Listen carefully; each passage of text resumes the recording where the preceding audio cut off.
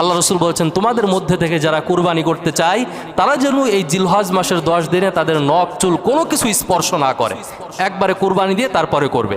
এই হাদিসের উপরে ভিত্তি করে অধিকাংশ মুফাসসিরিনে কেরাম, মুহাদ্দিসিনে কেরাম বলেছেন, যারা কুরবানি দিবে না তাদেরও উচিত এই 10 দিনে নখ চুল না কাটা, এই 10 দিনের পরে যে কাটা, তাহলে তারাও সওয়াব পেয়ে যাবে। সুবহানাল্লাহি ওয়া বিহামদি।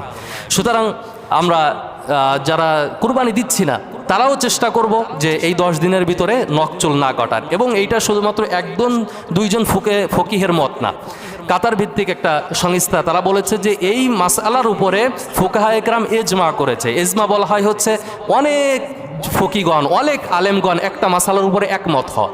তার মানে অনেক আলেম এই মাসালার উপরে একমত হয়েছে যে যারা কুরবানি দিচ্ছে না তারাও যদি এই 10 দিনের ভিতরে নখ চুল না কাটে তাহলে তারাও সওয়াব পেয়ে যাবে। সুবহানাল্লাহ।